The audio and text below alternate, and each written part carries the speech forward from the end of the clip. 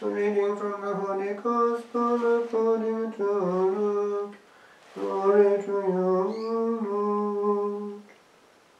On a Sabbath, while Jesus was going through the grain fields, his disciples plucked and ate some ears of grain, rubbing them in their hands. But some of the Pharisees said, "Why are you doing what is not lawful to do on the Sabbath?" And Jesus answered, "Have you not read what David did when he was hungry, he and those who were with him? How he entered the house of God and took and ate the bread of the presence, which it is not lawful for any but the priests to eat, and also gave it to those with him. And he said to them, the Son of Man is Lord of the Sabbath." The Gospel of the Lord. Praise to you, Lord Jesus Christ.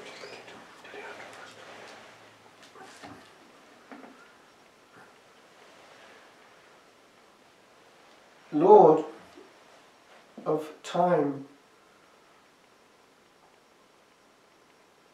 In the 1800s, Our Lady appeared as a local peasant with a little coronet, indicating the difference, to Mélanie and Maxima at La Salette.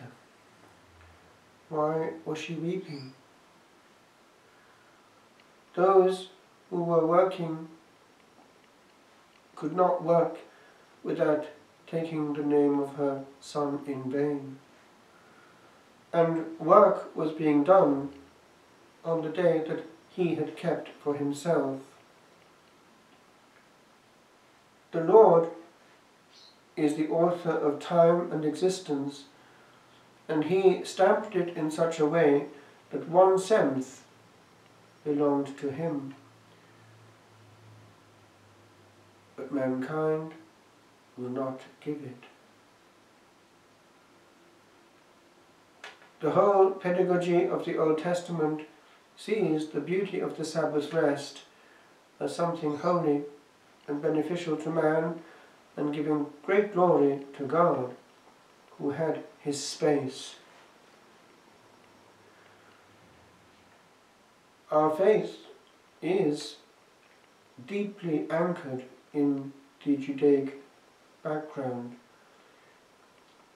It was the Holy Ghost that moved the centre of attention to the first day of the week, which then takes the name of the day of the Lord, which we already find in Scripture, For in the Apocalypse, on the Isle of Patmos, John is in the Spirit in the day of the Lord, Kyriake Himera, and this word is going to become, in other languages, the day of Sunday, with a Christian title and connotation, Dominica dies, which comes through as Dimanche, Sabbato, and on it goes in European languages, including Greek, which is the original, and gives you Kyriake Himera, which is what we find precisely in the Apocalypse. And the place where they were going to meet becomes the Kyriakon, which already in early Christian literature is found even in Latin as Dominicum, the place of the Lord, the thing of the Lord, literally. It's in the neuter. We find it in the writings of Athanasius, translated immediately into Latin. And unfortunately, in the Anglo-Saxon world, we have Sunday still maintaining the pagan god of the sun. In English, in Welsh, dydd Sul. In French, Soleil. No, actually, French is dimanche, but in German it is Sonntag, and the sun is there. We had better remember that Christian lands are claimed, and Benedict XVI reminds us of that in one important teaching which he gave, which has been overlooked, that the making of the time of assembly of the Christian people possible by anticipation was so as to facilitate and help those who could not easily find access to the Holy Sacrifice in the parameters of the 24 hours by precisely accepting the Jewish norm of the 24 hours beginning at the vigil. It was not meant to be resulting in a situation where mentally the Sunday was to be a day without God. And that is what has happened, because in many a place the anticipated celebration has become the centre of the parish life, while sport happens on a Sunday morning. St. John Paul II gave an important teaching on the Day of the Lord, a whole document, and he defines us as a Sunday people, indicating the very centrality of this encounter with the Lord as a people, the people of God, on his day. If one goes to Jerusalem, or to the Holy Land in general, one will see that happening amongst Jews. Already they are in a hurry to finish all their work on a Friday evening before sundown, and the greeting would be Shabbat Shalom, peace of the Sabbath. And there is Shalom within those 24 hours, for things stop moving. I had something of that actually in Wales when growing up. Sunday, Dydd yr Arglwydd, and in the old diaries actually referred to as the Sabbath. The Sabbath was very different from other days. Not much public transport, everything was closed, and people went to chapel. Not once actually, but quite often 3 times, because one had Sunday school in the afternoon, and one might actually have tea between Sunday school and the evening service. So it was a day of the Lord. This mentality of minimalism is very strange. Where is it coming from? Duty, accomplished and got over and done with, so as to get to free time, which is ours. How many graces are deflected by that? I stayed for a while with the very powerful community of the Beatitudes, then called Lion de Judas, in France in 1986, and I noticed that they had taken on the best of both the Jewish heritage and that also of the Eastern Byzantine tradition. And they had a lot of fasting going on, but there was no fast ever on Saturday or Sunday, and the Saturday was very different. Indeed, it began on the Friday evening with that holy meal, which the spirit of the community would actually preside over, as St. Joseph would have in the Holy Family itself. Very Hebrew, very joyful, very binding. We have a right to claim that in our families, the Christian meal, where the father of the family blesses the meal. We need to recuperate the sacrality of our simple sharing of bread. The word companion means that, someone one takes one's bread with, panis, is bread. And so we would do better not to have a third party present, like a television or screen, but to engage in fellowship. There's an old saying, ubi missa, ibi mensa. Where there is mass, there is the table. That is, one goes from the sacrifice to the meal.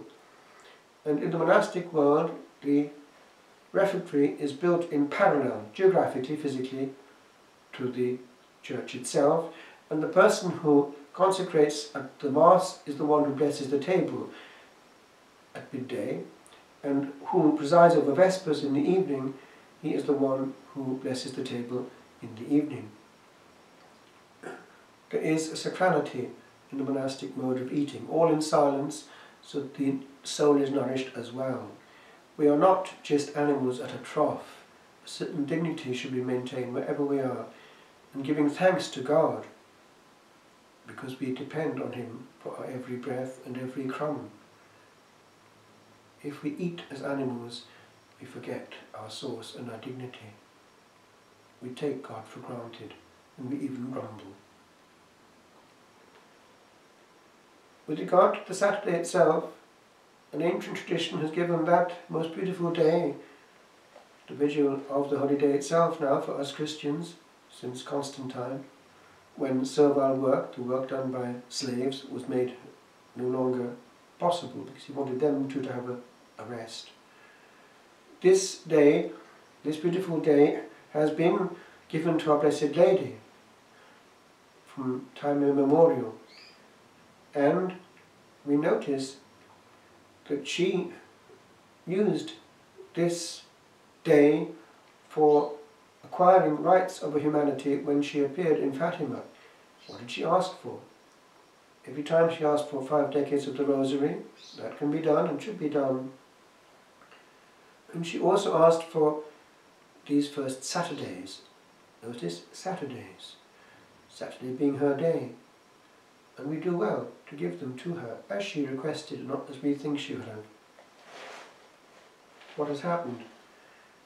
Precisely because the Sunday has started to begin even with the Holy Mass of Saturday evening, which is in itself good and holy, it has meant in practice that bit by bit the custom, which was very ancient and venerable, of honouring her on a Saturday has been partly, not entirely, but partly jettisoned. Many a parish in the Catholic world now no longer has the Mass of Our Lady on Saturday, which had always been there from very early times. Now, that is not indifferent. We know the hatred that Lucifer has for our Blessed Lady. Why? She is the brightest of creatures, and he knows that he once was that. And also, it seems that he was given to understand that there would be a woman.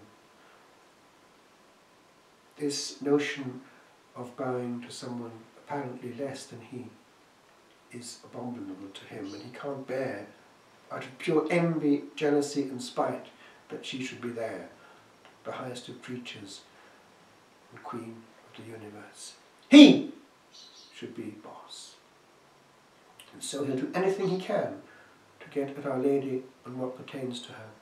So we need to ask ourselves, if this Saturday Mass has been jettisoned, have many graces perhaps also been jettisoned without our being aware of it? Let us give our Blessed Lady simply as children what she asked for, not think there are more important things.